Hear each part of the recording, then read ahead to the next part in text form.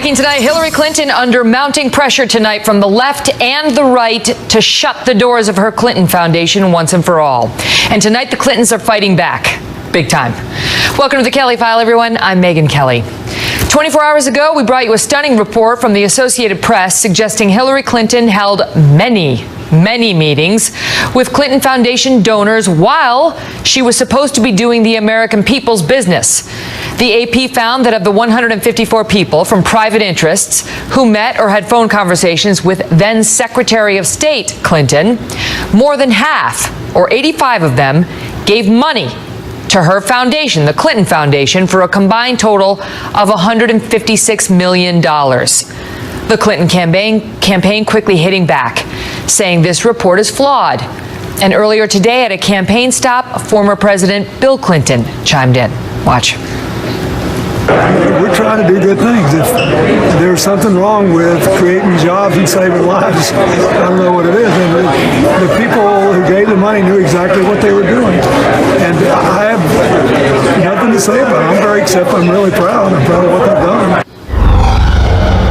We begin tonight with our chief intelligence correspondent, Catherine Herridge, reporting from Washington. Catherine? Megyn, tonight the Associated Press is standing its ground after Hillary Clinton's team tried and failed to get a correction. The Clinton campaign complained on the morning shows that this AP tweet was unfair, not accurate, and based on limited information. By our count, there were over 1,700 other meetings that she had. You know, she was Secretary of State. She was meeting with foreign officials and government officials constantly. So to pull all of them out of the equation, cherry pick a very small number of meetings is pretty outrageous. And the White House defended Clinton, telling reporters that even before she became Secretary of State, there was a transparency agreement. To ensure that the ethics requirements that are in place went above and beyond those guidelines that are set by law. But the Associated Press says their reporting is based on documents released by a federal court after they had to sue the State Department, and it took 3 years for the AP to get the Clinton schedules that showed the foundation donors. And it made sense to analyze meetings outside her regular government duties as secretary. Quote, this reporting was done by the same AP investigative team that discovered Mrs. Clinton's private email server and whose reporting last week resulted in the resignation of Donald Trump's top campaign strategist. Megyn? Catherine Herridge, thank you. In just a few moments, we're going to speak with Congressman Trey Gowdy, who just got back from Capitol Hill, where he personally reviewed some of the FBI's documents from its investigation into Hillary Clinton's private email server. He'll tell us what he found. But first, we are joined by Roland Martin, host and managing editor of TV One's News One Now. Roland, great to have you on the program. Thank you for being here. Great to be here. So what do you make of this, of the Clinton Foundation? As we're just looking through the publications today, USA Today, Boston Globe, New York Post, Detroit News, Daily Beast, all saying this thing ought to be shut down at a minimum if she wins. Well, first and foremost, if she wins the presidency, you will have her as president. You will have former President Bill Clinton serving as first husband, if you will. I do believe what they should do is transition out of business because even though they've done phenomenal work, you're now the commander-in-chief. You're now the leader of the free world. And so, look, I sit on a group of 50 CAN education group, Students First. We merge transferred assets. And so you can do that. You can partner with an existing NGO to do the work. But do you think it's shady now? What do you think of the existence of it now? Laura Ingraham was on Fox earlier calling the Clinton Foundation a machine for influence peddling. She's suggesting that they use it. They use it to sort of, to get donations. They use her power as Secretary of State to sort of convince people to donate to their foundation. Well, first of all, I would disagree with that because let's keep in mind, she's a former First Lady. She's a former United States Senator.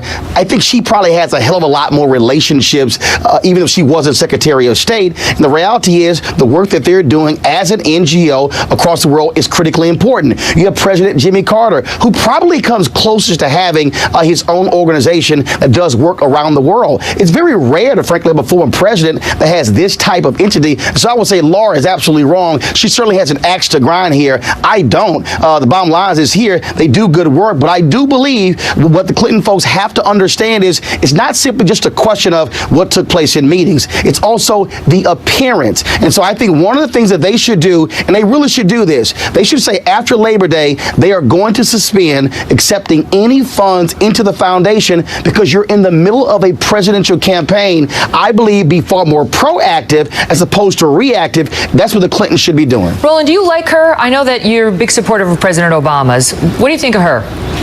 I've met her. She's a nice woman. I've been critical of her, just like I've been critical of the president. Last time I interviewed him was 7 years ago, so it's not like we've been buddy-buddy. But again, just like anybody who's in political office, I have a very simple philosophy, Megan. If you do good, I'll talk about you. If you do bad, I'll talk about you. At the end of the day, I'll talk about you. Before I let you go, because that was a great sign-off, but I have to ask you, are you open-minded to Donald Trump?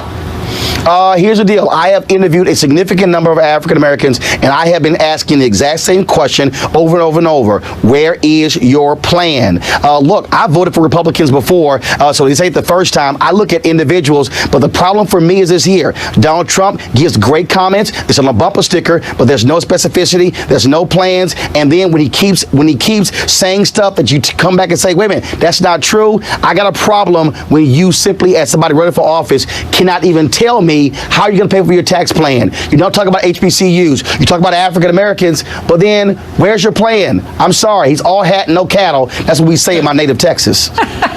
Roland, great to see you. Thanks for being here. Likewise. Thanks a lot. Joining us now in a Kelly File exclusive, South Carolina Congressman Trey Gowdy, the former chairman of the Select Committee on Benghazi. Great to see you, sir. So today you had an interesting day taking a look at some documents that the FBI had prior to you getting a look at them. Did you find anything particularly interesting about these documents that Hillary provided the FBI? Yes, ma'am. Keep in mind, one notebook were the classified emails that she handled so negligently. The other notebook are the witness interviews, the summaries, what we call 302s. My number one takeaway, Megan, is there's no reason in the world you could not and should not be able to look at the same witness interviews that I had to go to Washington and look at in a classified setting. You and your viewers should be able to read summaries of these witness interviews. The second takeaway is a lot of the FBI's time and attention was spent debunking and refuting these fantastically false statements that Secretary Clinton made at the inception of this email story. And the third takeaway, remember, Director Comey said that he could not indict, did not have a realistic probability of a successful prosecution on the issue of intent. So I looked to see what witnesses were questioned on the issue of intent, including her, and I didn't see that many questions. Let's go back to number two. Issue. Let's go back to the second point, which is how much time they had to spend debunking what you say were lies or falsehoods that she told. What do you mean by that? Oh, even something as seemingly innocuous as us referring to Sidney Blumenthal as her advisor. Remember, she got really upset when we used that term. You'll never guess which term the FBI used when they described Sidney Blumenthal and his relationship to her. He was interviewed. I think you would find very interesting what Colin Powell had to say and juxtapose that with what Clinton supporters have said over the last 48 hours. You go back, the multiple devices, how many phones she had, the very reason she set it up. All of that proved to be fantastically And I want false. to ask you this. So she also, of course, claimed that she never sent or received classified information. We now know that that's not true. I know you thought it might be interesting if the American people could see who sent some of the emails that she received with the classified information. What do you mean by that? Why would that be so interesting? Well, right now, even Congress can't see the identities of them. They are so classified that even a congressman in a skiff with no telephone, no iPad, no notes, cannot even see who the author or the originator of that email string was. That is how classified that information was that she was handling on a non-secure server. Mm-hmm. So Sidney Blumenthal is one author. Of course, you know Cheryl Mills and Numa Abedin and Jake Sullivan, but there are even some originators that even members of Congress cannot see the identity of them because of the nature of the information. But meanwhile, she was saying, I had no idea, no, classified, no. Congressman Trey Gowdy, great to see you. Thank you for being here. Yes, ma'am. Thank you. Also tonight, new reason for Hillary Clinton to be very concerned about a potential October surprise. The fugitive founder of the controversial group WikiLeaks is here in an exclusive interview on the information he holds and what it may mean for Mrs. Clinton. Don't miss Julian Assange. You know, right now, according to the average of all polls, she's beating Donald Trump by 5.5 points nationwide. She's way ahead of him in most of the swing states, not all. Do you believe the information in your possession could be a game changer in the U.S. election? Breaking tonight with just 75 days to go until the election, a series of unflattering new revelations about Hillary Clinton and possible influence peddling have come to light. And there are new reports now from campaign insiders that Mrs. Clinton plans to, quote, run out the clock, largely ignoring these controversies until the voters go to the polls. But our next guest has other plans. He says his website, WikiLeaks, is set to publish information that will not be helpful to Mrs. Clinton, and it may force her to respond. Moments ago, we had a lengthy and fascinating conversation with Julian Assange, co-founder and editor-in-chief of WikiLeaks. He only agreed to speak to us from an undisclosed location since he is currently wanted for extradition by Sweden, and he's under investigation by the U.S. government, too, for his role in the largest leak of classified documents in U.S. history. Here is part one of that exclusive interview. Watch. Julian, thank you very much for being here. So let's start with the additional information you have regarding Hillary Clinton. When can we expect this information? While we're working around the clock, we have received quite a lot of material, stimulated, of course, by the US election process and by our major DNC revelation, which has now led to the resignation of 5 top officials in the DNC, including Debbie Wasserman Schultz, the president, the last one, late last week. So, you know, it's a complex business, what we do. We have to assess the veracity. We have a perfect 10-year record so far in never getting it wrong. We want to keep that reputation, understand how things should be formatted, what media we should be involved in, what is the best way to stage it out. Do we accumulate everything, assess it, publish it all in one batch, or do we do several batches? The approach that we've decided to take is that we do several batches. But what, I mean, give us a general sense. I mean, are we going to see it before the November 8th election? Yes, absolutely. I mean, in the case of the DNC leaks, for example, we pushed as fast as we could to try and get it in before the Democratic nomination conference, because obviously people have a right to understand who it is that they're nominating and what sort of process was involved. And the same is true here for the US electoral process. People involved in that election have the right to understand who it is they're electing. Now, you've seen it, right? Can you tell us how significant you believe it is? I mean, compare its significance to what we saw released by WikiLeaks in July. Well, I don't want to scoop ourselves. We have a lot of pages of material, thousands of pages of material. So no, I have not read every single page. We're hard at work in doing that, trying to understand, etc. I don't want to give the game away, but it's a variety of different types of documents from different types of institutions that are associated with the election campaign. Some quite unexpected angles that are you know, quite interesting. Some even entertaining. Do you know, right now, according to the average of all polls, she's beating Donald Trump by 5.5 points nationwide. She's way ahead of him in most of the swing states, not all. Do you believe the information in your possession could be a game changer in the U.S. election? I think it's significant. You know, it depends on how it catches fire in the public and in the media. Joining us now, Chris Stirewalt, our Fox News digital politics editor, and Dana Perino, former White House press secretary and co-host of The Five. Part 2 of our interview is with Assange is tomorrow, and wait until you see it. Okay, so this is something a lot of people talk about, which is the October surprise. And despite all the polling we've seen for Hillary Clinton in her favor, whether that guy I just talked to has got the one thing that really could stop her, some sort of a bombshell, that could be a deal breaker for her. Dana, what are your thoughts?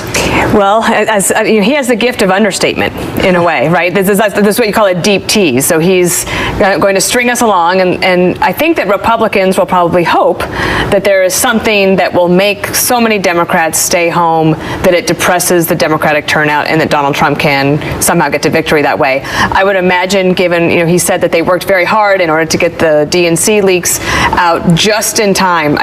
But they did it the night before. Well, he's admitted that they did that to influence. They want attention. Make a prediction that whatever it is that he has will come out the night before the third presidential debate. Oh.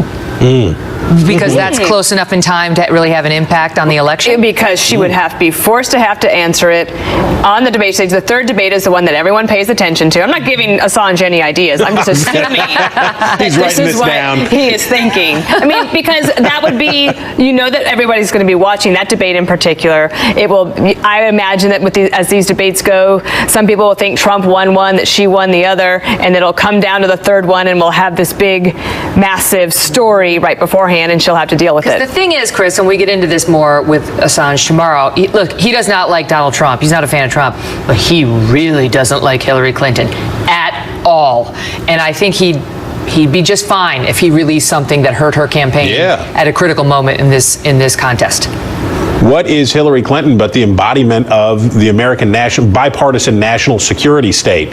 Hillary Clinton is a continuation, a re-intensification of the American national security state that Julian Assange and others as part of this movement detest when it comes to the national security apparatus that is involved in tracking phone calls, that is involved in all of that stuff. But not even that. Not only that, he also thinks that she's a hawk. He's pointed to her, pushing of the policy in Libya and getting Gaddafi out of there and so on, which he thinks is a disaster, and he doesn't like her on a number of levels. Of course, and it stands to reason, because Hillary Clinton would be more of a return to more of foreign policy closer to George W. Bush's. Donald Trump represents a dramatic deviation from American foreign policy to this point, in the sense that he is pulling back. Here's a question for you. I'll ask you this, Chris. Could anything he released, realistically, given his description, it wasn't like he said, I've got a bombshell, you just wait for it, right? It was like, it's quite unexpected, it may be entertaining, it's significant, I don't know. But could it really change the views and the votes in this election? Or are people it's hard to believe that people who are supporting her right now might switch over to Trump. Millions and millions of Americans are going to vote for people in this election that they say they do not trust. That's a fact. It's going to be true on both sides. It's going to be true for Hillary Clinton, that there are going to be millions and millions of people, and the polls tell us, that say they don't trust her, they do not find her honest and trustworthy, but they're going to pull the lever for her anyway. What you need in order, and the Clintons have set this threshold, and the Republicans oddly have reinforced the threshold, which is she's either going to the clink, she's either going up the river, or she's going to the White House. Either she is found to be guilty of a serious crime or whatever. Or the clink. The fear is maybe not that they're going to switch from Hillary to Trump. The fear on the Clinton people's part. It's that it'll depress enthusiasm. Right. So if you go back to 2000, that election going into the election day was very close, Gore and Bush. And right before then, remember the news that broke was that George W. Bush had a run-in with the law with a DUI situation that he had not disclosed. And Karl Rove and others will tell you that absolutely depressed evangelical turnout.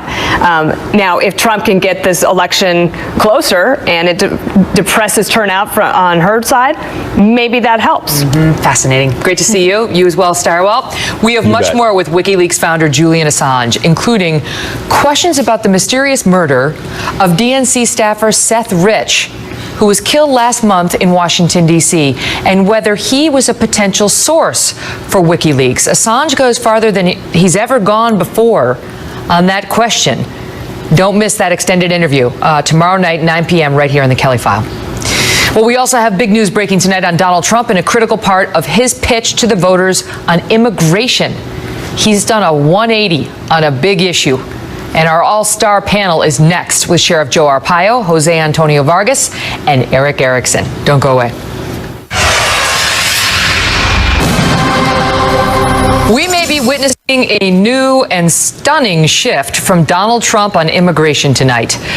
Yesterday, Trump said he would consider softening his plan to deport some 11 million people here illegally.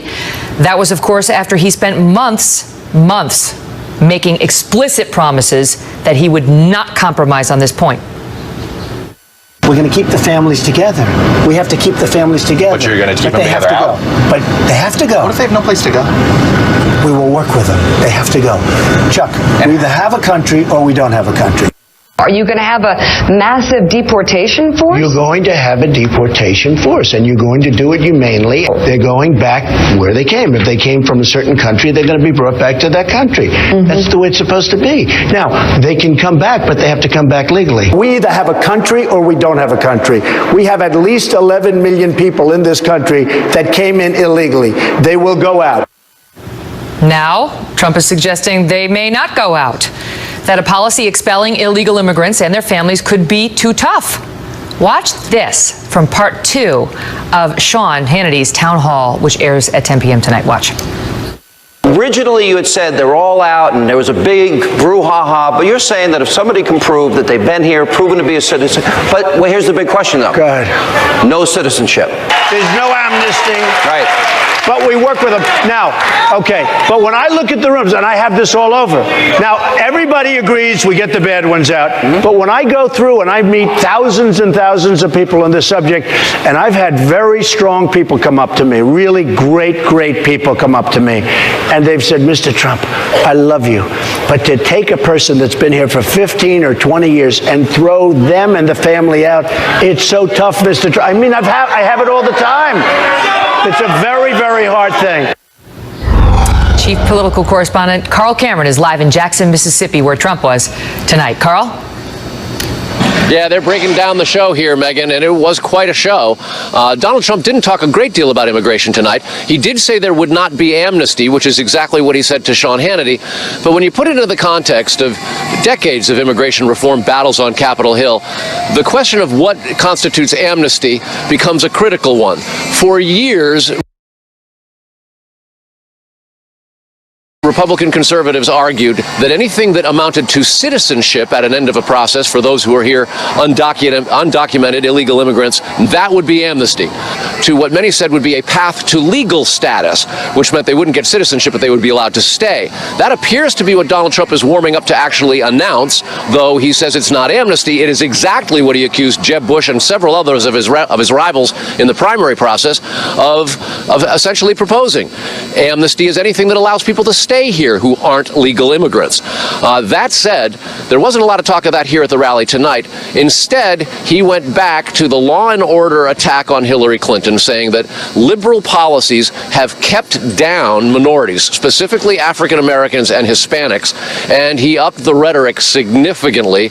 And even though his senior new aides have said that the name-calling would subside, it escalated tonight. Listen to this. Hillary Clinton is a bigot who sees people of color only as votes, not as human beings worthy of a better future. She doesn't care what her policies have done to your communities. Hillary Clinton has no remorse. Trump has been campaigning in red states here in Mississippi, although he was in Tampa, Florida earlier today. And last night he was in Texas.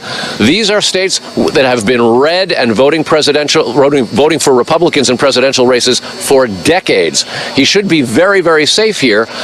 He returns going back to battleground states more aggressively tomorrow.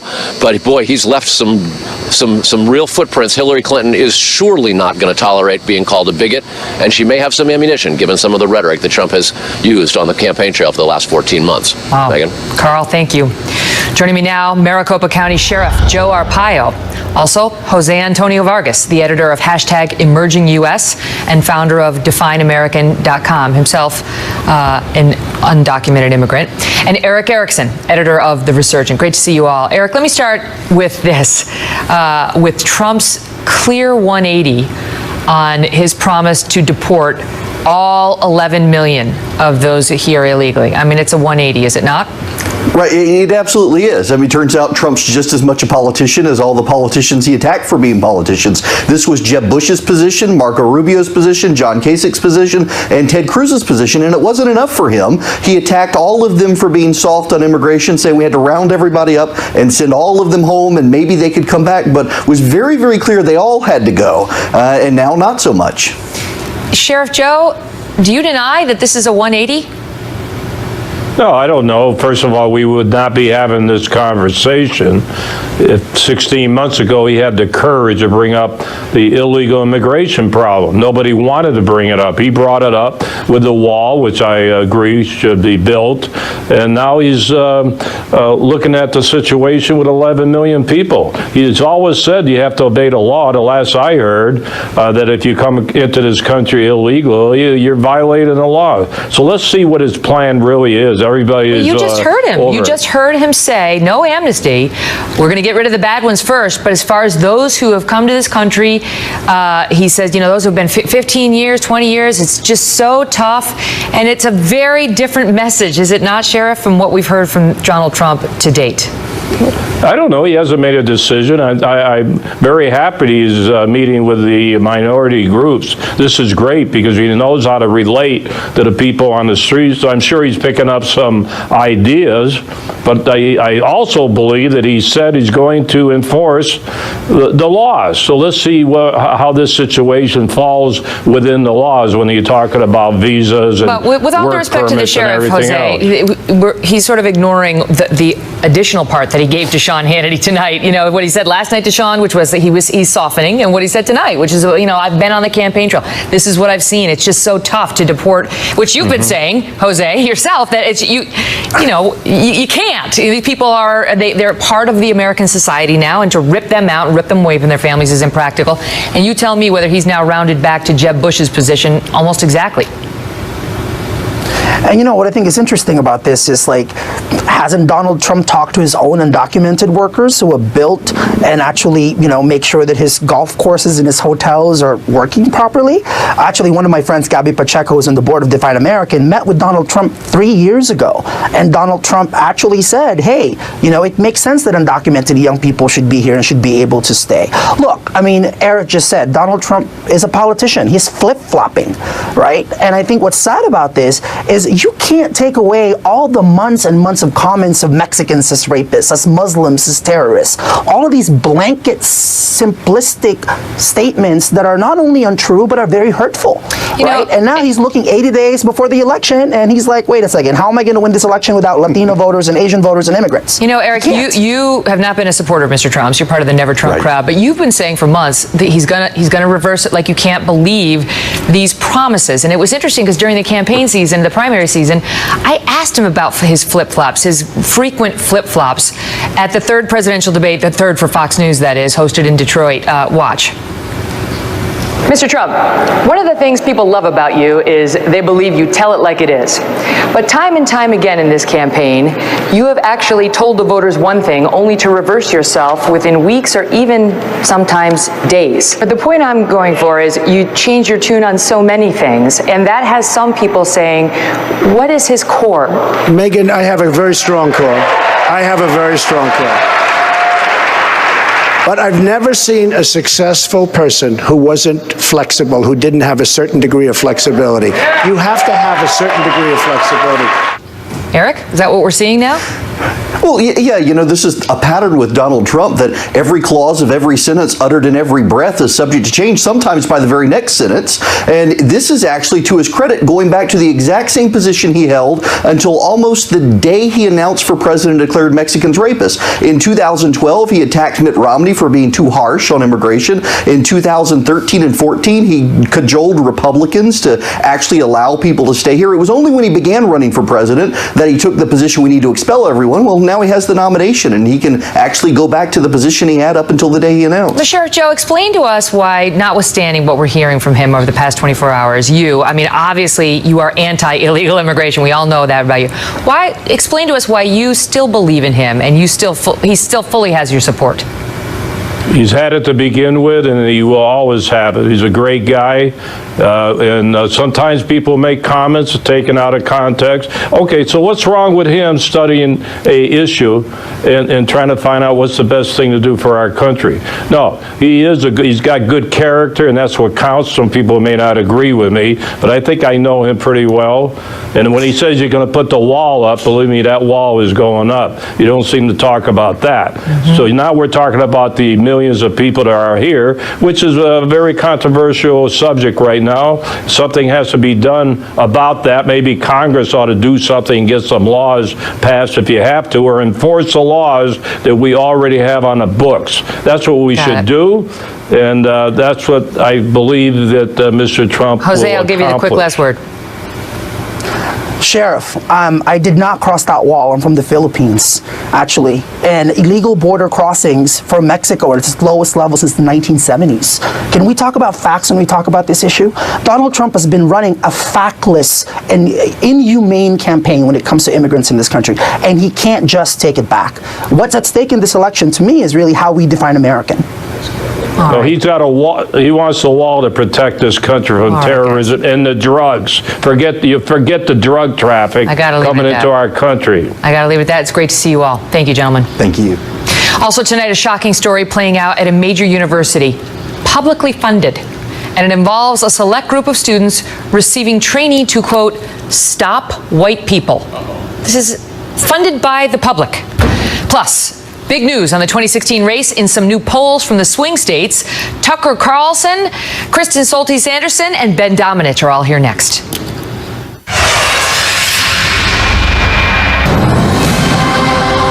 Breaking tonight, 75 days from the election, Hillary Clinton is maintaining her 5+ point lead over Donald Trump in the average of all national polls. But in battleground North Carolina, the candidates are locked in a virtual tie.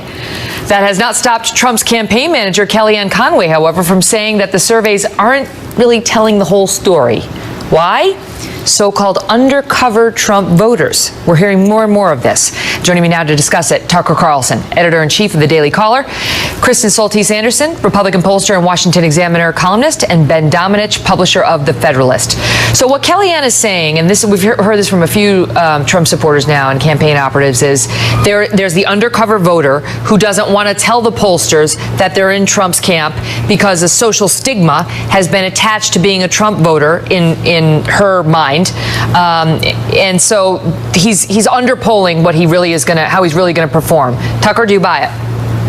I mean, there's probably some truth in it. I think it's a pretty slim hope to hang a campaign on. On the other hand, we just saw a pretty clear example of this in late June in Great Britain with the Brexit vote. So the night before the Brexit vote, the stay side, the anti-Brexit forces, were 4 points up in the polls. They won by 2, so that's a 6-point shift in 24 hours. The betting markets, which traditionally are pretty accurate because actual money's at stake, had it 90-10 stay, leave. The demographics were pretty similar to what we're looking at now. People who supported stay were the finance community, ethnic minorities, and young people. And I think what happened was a lot of those people didn't vote in the numbers that the leave people voted in. So that's not a crazy comparison, actually. If it gets tight, I think that could be real. What do you think, Kristen? In the primaries, there was a big difference between how Trump performed in calls where you had a live person asking someone over the phone, who are you voting for? And some of these surveys where it was online, where you're not saying to an actual person who you're voting for. Trump tended to do a little bit better in those surveys. But here in the general election, we're not seeing that same kind of divide. You know, as Tucker mentioned, there have been cases in the past where we have what we call social desirability bias. People think they've got to give the right answer on the phone, but it doesn't make up for the kinds of margins that we're seeing Trump down by in some of these key swing states. So I think to the extent that there are any missing Trump voters, there's also the chance that there are voters that are Democratic voters who get missed because they're hard to survey. Maybe they don't have landline phones and such. So there's a chance the polls could be off a little bit either direction. It is slim hope to hang a campaign on. Ben, the Weekly Standard's Jonathan laid out, if Trump's actually winning, or basically suggesting if he's got all these voters who are prepared to vote for him but we don't know about him, then why did he reorg his successful campaign operation?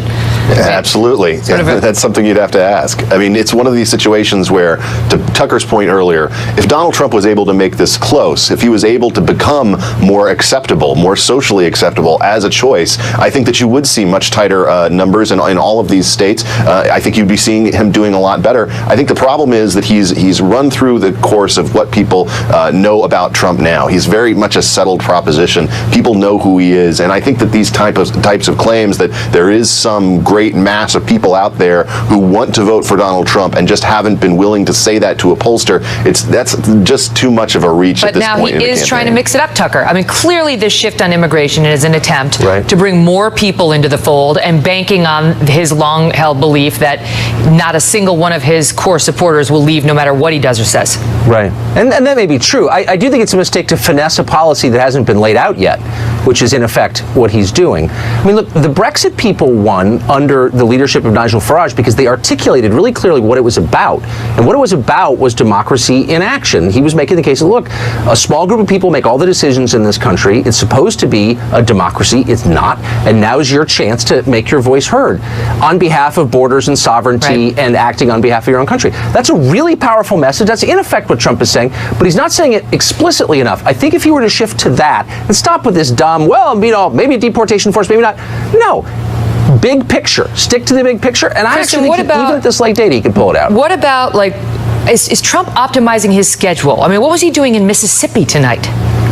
Yeah, this is one of the big challenges that I see the Trump campaign really needs to readjust to is there are a handful of states that are going to decide this presidential election. We can talk about the national polls and just Trump up or down, is he down by 5 right now, down by 6, but it's really all about states like Ohio, states like Pennsylvania, like Virginia and Florida. And the Obama campaign in 2012 really focused on optimizing not just what state President Obama was going to travel to for campaign rallies, but what county in those states, and use data to decide what is the best way to optimize every hour of that candidate's time.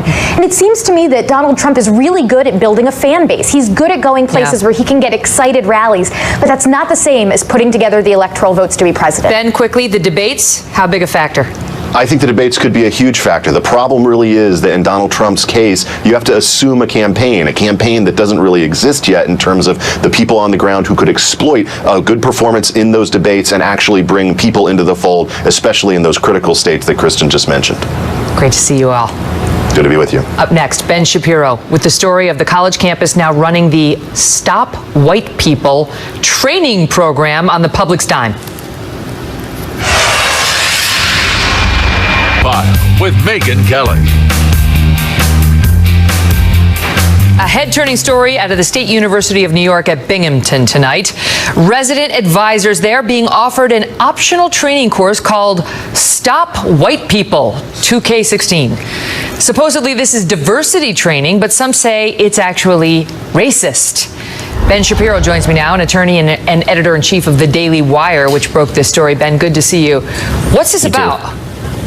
So basically, there was a resident assistant program, a training program. 40 to 50 RAs attended it, and the goal was to teach all of these RAs how to deal with white privilege and all of the racism inherent on the campus, to explain that reverse racism didn't really exist, and to correct the misconceptions of all of what they called the undereducated people who think things like white privilege is a buzzword for leftism, and that people should actually be treated equally without regard to their race. So this is just plain leftist politics under the guise of re-education by a bunch of resident assistants. The university says, of course, that they had nothing to do with the content, but they assured everybody that retroactively there was nothing really objectionable. They were just using the term "Stop White People" facetiously.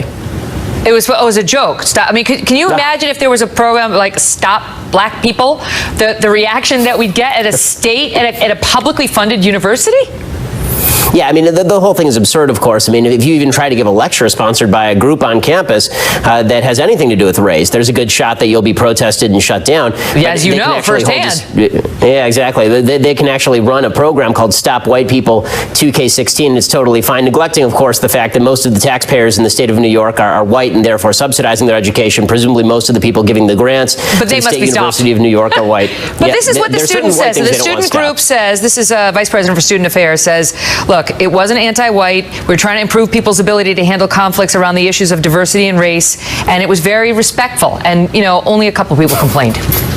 Oh, to whom? Respectful to whom? Again, as you say, I mean, you title this thing Stop Black People, and the entire country shuts down. President Obama sends the DOJ to investigate. You call it Stop White People, and that's just another way of expressing yourself. It's just a way of bringing up conflict. I mean, listen, this is the sort of intellectual rigor that I would expect from the Harvard of Binghamton, but nonetheless, it's not exactly, I think, an even playing field with regard to white and black at these state universities. Right, they're saying only a couple people, had, quote, mixed reaction, but what about those who didn't feel comfortable saying, hey, because they're worried they're going to be called a racist if they say, I don't really like this, it's making me feel uncomfortable.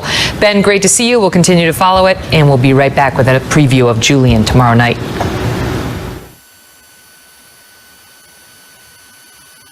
Tune in tomorrow for part 2 of our interview with the founder of WikiLeaks, set to release, quote, significant new leaked information about Hillary Clinton.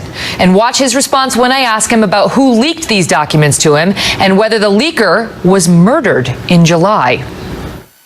There was also speculation about whether your source was inside the DNC and whether it may have potentially been a man named Seth Rich who was killed. He was shot. Why are you so interested in Seth Rich's killer? We're very interested in anything that might be a threat to alleged WikiLeaks sources. I'm just asking you explicitly whether you believe somebody, connected with the DNC or somebody upset about the leak may have been behind it. Here is the answer tomorrow night, 9 p.m. See you then.